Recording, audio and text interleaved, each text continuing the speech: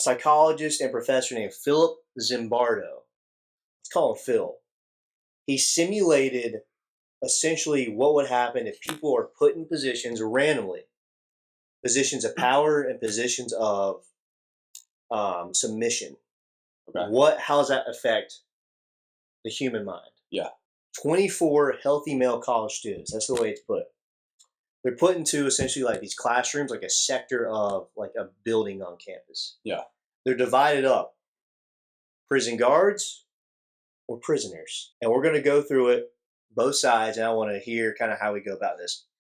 What the results were is the guards adopted like an authoritarian, like it got so bad, so violent, the experiment, Phil shut it down in 6 days.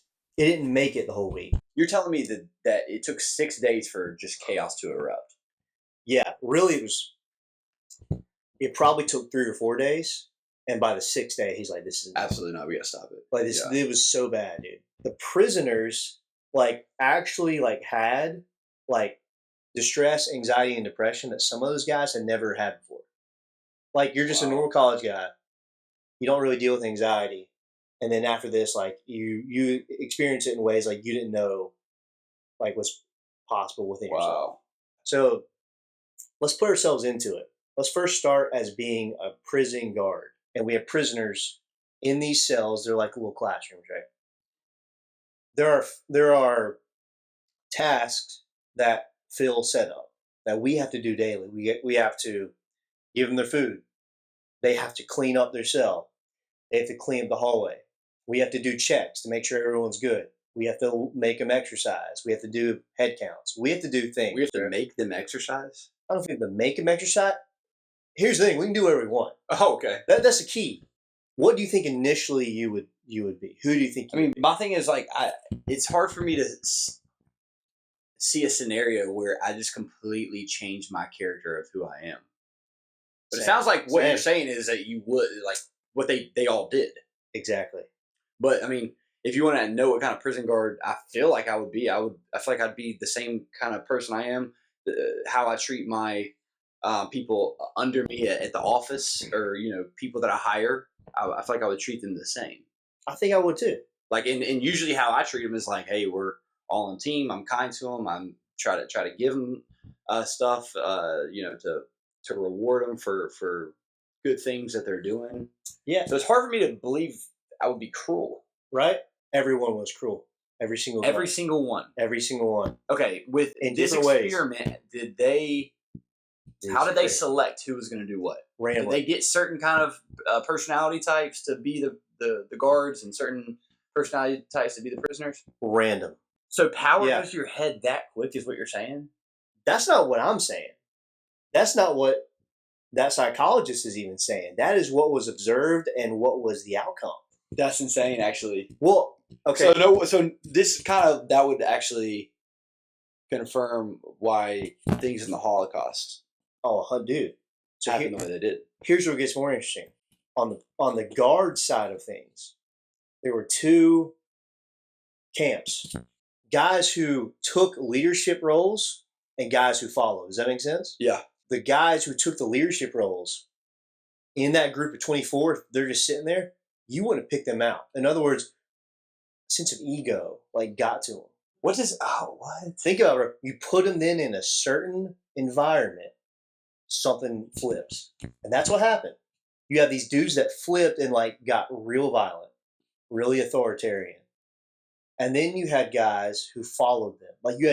You had guards who they weren't the perpetrators in the sense of they were just told, hey, go beat his ass, go throw him in that dark room. Oh, they were just the yes men doing whatever they had to do.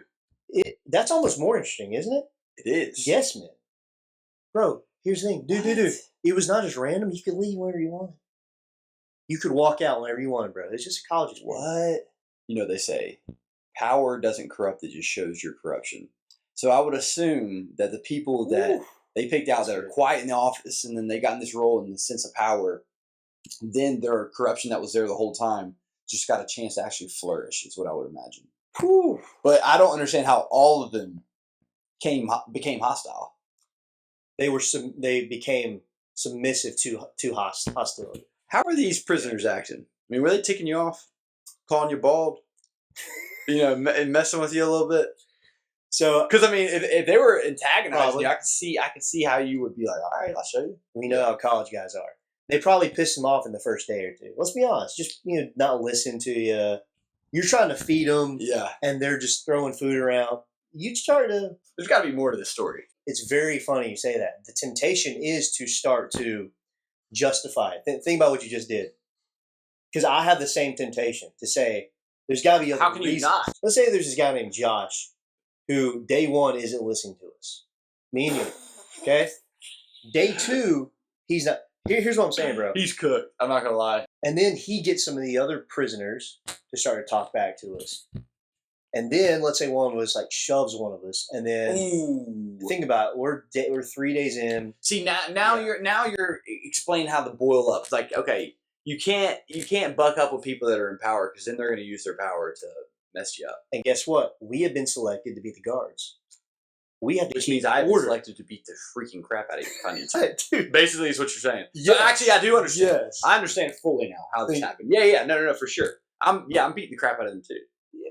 If they're antagonizing me and stuff, Which they will. 100%. Oh yeah, they're getting it.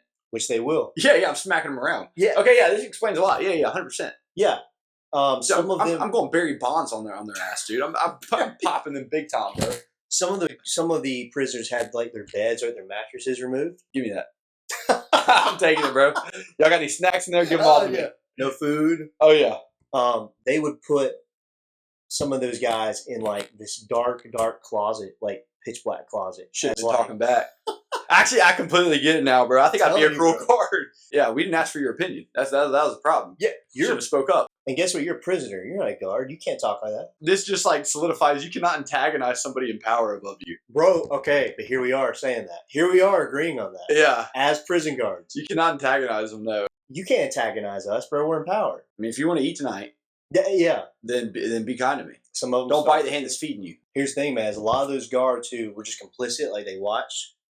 Think about it, bro. You see a guard and a prisoner start a fist fight, but in your mind, it doesn't matter who's who. The guy who is wearing your same uniform and has your same, who's on your side, like you're gonna stick up for him. Yeah, Think Yeah. about it. because we flow into teams. The guards were not given like weapons, but they made makeshift weapons. So they created weapons essentially, like things like hit the dudes with. Okay, so we see what kind of guards we'd be. Now me and you were prisoners. Day one, locked in. Me and you were in the same cell. We're sitting there. Guard comes by. Hey, sit up. Sit up. Do you want to eat? Now what? What you doing? I want to eat. I'm sitting up. What you mean? So you'll be complicit. I think I'd be complicit, I unless think I would too for a little bit. for a little bit probably. When do you break? But then I think I'd start thinking. I'd be like, bro, we both signed up for the same experiment. Why did he get to be a guard? I'm a prisoner. Dude, that's Like, what the heck is this? Why am I in this yeah, cell? yeah, And then I'd probably, dang, dude. yeah, dude. And then I'd Think probably about be it. like, nah, you got a bald head. Shut up. And then he's beating me, bro. Dude, now that we broke this down, I completely see how this happened. Bro, think about it. The first night goes by and we're both a little irritated. Like, dude, this guy's bro. It was a random choice of who's who, man. Like, why are they treating us like this, bro? And they're not even being mean to us. Me and you just have to sleep in this dumb cell. Day 4, you get put in that pitch black closet for 2 hours. You can't sit down because it's that small. You're sitting there standing. The psychology, like being in a place like that will really start to eat at you, bro. Like you're trapped in there. And it's got to be worse because, like, if you were an actual prisoner, you're like, all right, I did something bad to be in here. And you can kind of self-reflect. In this sense, you're like, why did I sign up for this? But exactly, like, frick, dude, this sucks. But then your mind starts to go to, how could I have avoided this? That's a prison. Because think about it, it's a prisoner's mindset. Yeah. A guard is not thinking, how could I have avoided this? Yeah. You were thinking, what can I do to not get in here again? Like, did they get paid anything to do this? I think they got paid like $20 or something. Well, okay, 20 it was 1971. In 1971, Oh gosh, how far did that get you? probably gas money. gas money. But college guys in the summer, whatever. I probably would have done it for $20 for a week. Why not?